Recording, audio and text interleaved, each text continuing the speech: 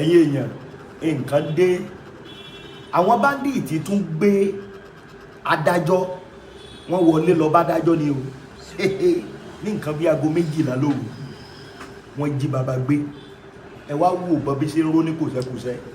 adájọ́ ọ̀bùnà lọ jí gbé ẹ̀yin èèyàn ẹ súnmọ́ bí o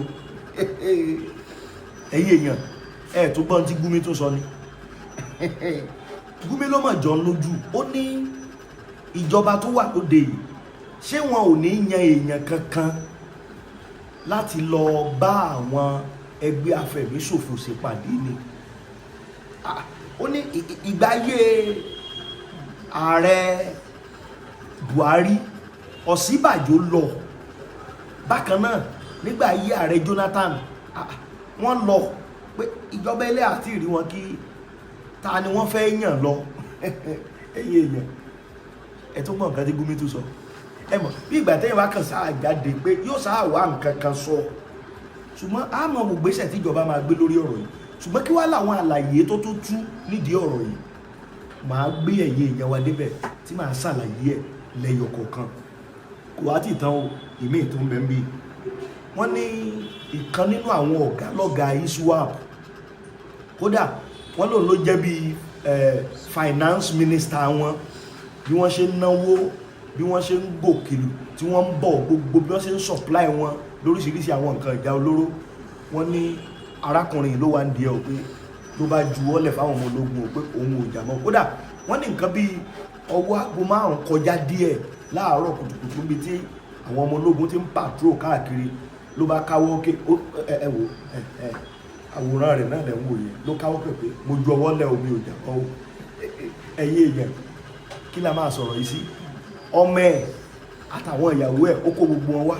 ó ní àwọn ò jà mọ́ ṣùgbọ́n àwọn ológun náà pèdè kan kí lèdè táwọn ọmọ ológun pa ìgbésẹ̀ wo là ń retí káwọn ọmọ ológun wá gbé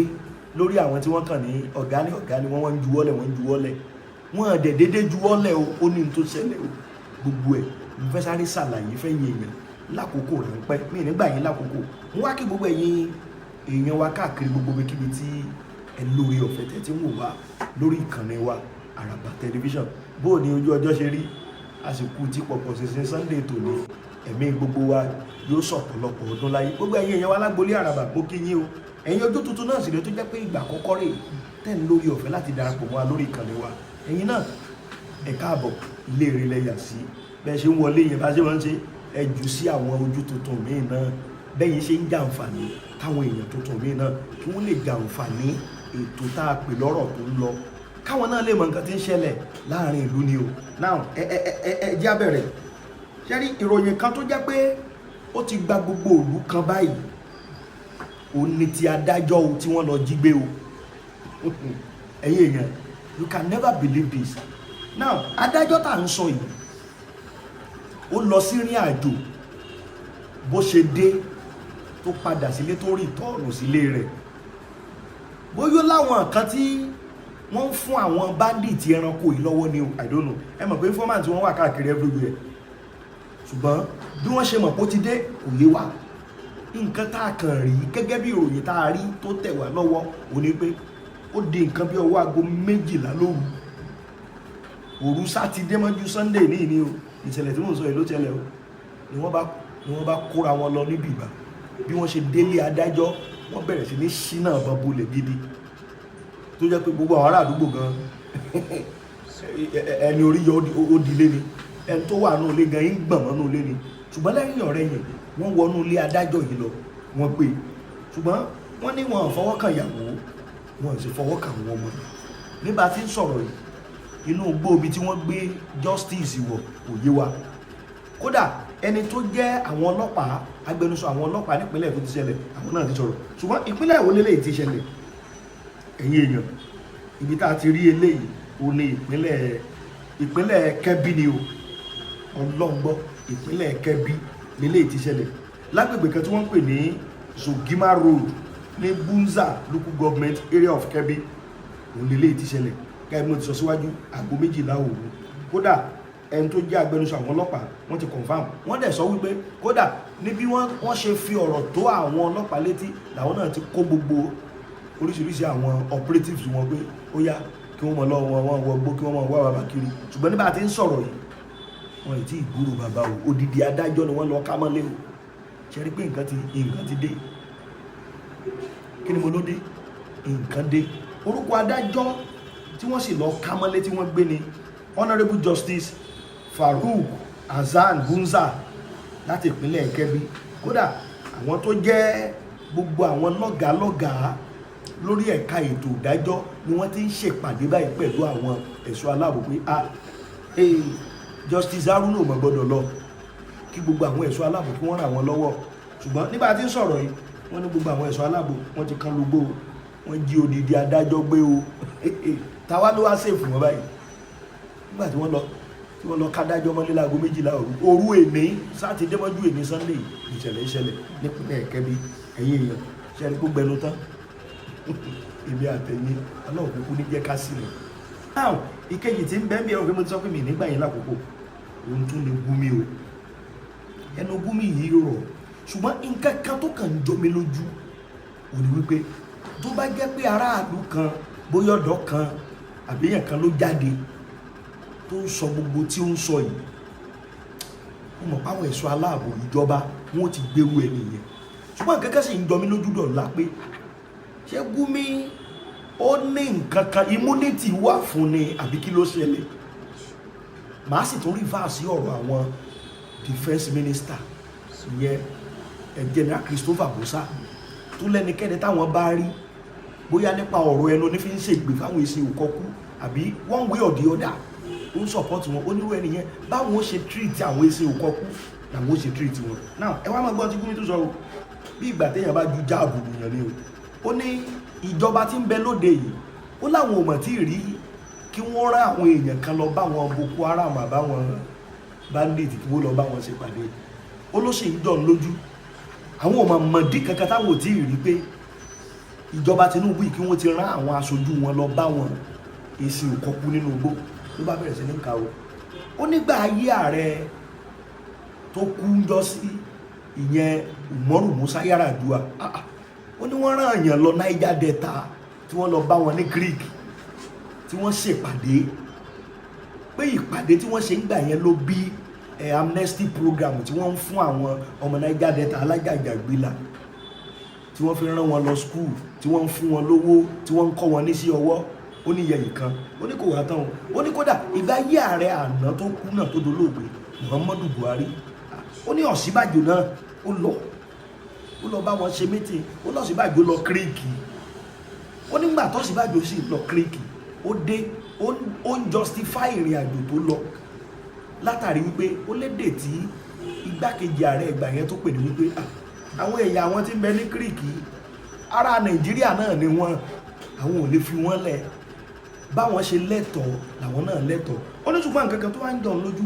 ó ní nígbà ayé Jonathan náà ó ní Jonathan náà lọ pé gbogbo àwọn ààrẹ tó ti jẹ gbogbo wọn ni wọ́n ń ṣèpàdé pẹ̀lú àwọn èsì òkọ́kú ó ní ní Niger Delta fi rójú ó ní náà ìjọba tó wá wà lóde pé àwọn ò tí ì rí wọn o àbí ta ni wọ́n fẹ́ rán lọ gan ẹ̀yin náà mọ̀ gbọ́rọ̀ o à ń jèkúrú kó tán láwo bàbá yìí tó ń gbọ́n owó ẹ̀ sí now ló bá bẹ̀rẹ̀ sí ní ṣàlàyé ó ṣe àwọn àlàyé yẹn ó kún rẹ́gẹ́dẹ́ ó láwọn wá ń retí pé ẹ wá gbọ́ béèrè tó béèrè ó ní who is going to visit Boko Haram and Bandit to tame them without fully castigating them ẹgbọ́n tó sọ ẹ máa rí pé gbogbo ọ̀rọ̀ tí máa yí máa ń sọ lójoojúmọ́ supporting these people tó bá jẹ́ ẹ̀rí pé mo sọ síwájú lẹ́ẹ̀kan tó bá jẹ́ ordinary citizen kan ló ń sọ gbogbo àwọn ọ̀rọ̀ yìí no between me and you sir ma ṣé wọ́n ti ní gbéwò ẹni yẹn ó ní ta ná ààrẹ Tinubu ó ràn lọ ìjọba ẹ̀ máa rán lọ bá àwọn Boko Haram àti Bandit láti pa wọ́n lẹ́nu wọn tí ò sì ní dá wọn lẹ́bi tí ò ní jọ́ọ̀jì wọn defense minister ọ̀rọ̀ tẹ́ ẹ sọ àwa sì dúró lé lórí o afẹ́kẹ́ áàtì lórí ọ̀rọ̀ yẹn ṣé Gumi ti dẹra àṣẹmọ́lù ni àmọ́ báwọn ẹ̀ṣọ́ aláàbò bí wọ́n ṣe ń gbáwọn èèyàn náà tó má kàn ti sọ̀rọ̀ kan báyìí kíákíá ẹ rí pé ẹ̀kan gbọ́gbọ́n ti àrẹ́sì lágbájá ni o wọ́n ti mú lágbájá ni o ṣé bàbá yìí ṣó ti dẹran àṣẹmọ́nù mi pẹ̀lú àwọn ọ̀rọ̀ látúndúrú gbogbo ipa tíjọba ń kó pé kankan ti ẹ̀ get rid àwọn ẹranko yìí gbogbo ipa tíjọba ń kó yẹn kò tẹ́ òun lọ́rùn tí pé kásà lọ bá wọn kan lọ bá wọn jókòó ẹgbọ́n bó lè yóò ṣe máa jókòó pẹ̀lú ọ̀daràn àwọn tí ó kàn wò ṣoṣo ṣe bí justice kan lana jí gbé yìí sí. now ẹ máa gbọ́ o ó tún wá pèdè kan àwọn Niger Delta ń gbà yẹn ó ní wọ́n ń jà lórí ọ̀rọ̀ epo wọn pé lórí ọ̀rọ̀ epo bí wọ́n ṣe máa tọ́jú wọn ni wọ́n ń jà fún. now ẹ wá já béèrè kan kí làwọn Boko Haram bandit kí làwọn ń jà fún sálùmọ́ ní ilẹ̀ wọn lọ́hùn ni wọ́n ń jà fún ni ẹ know because if you see gbogbo ọ̀rọ̀ tí máa yí ìsọ́nsìn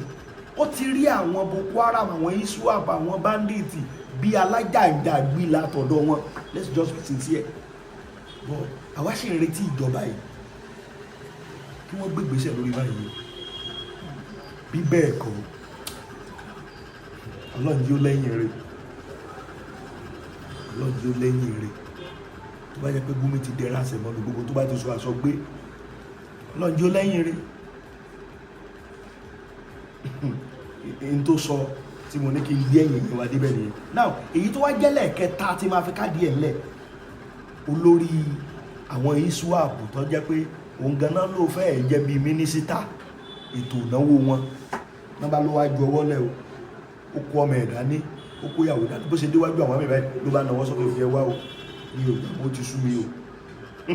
ẹ̀yin èèyàn ṣé gbogbo àwọn tí ń ju ọwọ́ lẹ̀ látijọ́ yìí torí èmi ò fẹ́ gbọ́ nǹkan kan because kò tún ní fẹ́ dáa kó wá dọ̀la ká wá gbọ́ pé ẹ̀ lágbájá wọ́n tún ti fẹ́ rehabilitate wọn ẹ mọ iye àwọn ẹ̀jẹ̀ tó ti sàn lọ́wọ́ àwọn eléyìí olórí ni wọ́n pè wọ́n ló ó fẹ́ dàbí minister finance wọn ni níbi tí wọ́n ló lẹ́nu dé ṣùgbọ́n wọ́n ló ti ju ọwọ́ lẹ̀ ṣé ó ti ju ọwọ́ lẹ̀ báyìí ó ti di saint àbí kí ló fẹ́ jẹ́ àbájáde ẹ̀ because abákan ìgbà tá à ń tan lágbájá ju ọwọ́ lẹ̀ tàmẹ̀dọ́ lòun ò jà mọ́ ta kàn ń fún wọn lẹ̀ tí wọ́n ń lọ kí ló fẹ́ jẹ́ àbájáde ẹ̀ kí ló fẹ́ jẹ́ ìjìyà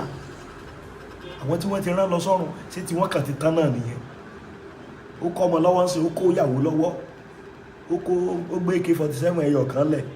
wọ́n ní àwọn ọta àbọ̀n kan náà ó kó àwọn ìyẹn lẹ̀ tó bá ti yẹn tó bá ti kó lẹ̀ báwọn tó ti tán náà nù ẹjá wo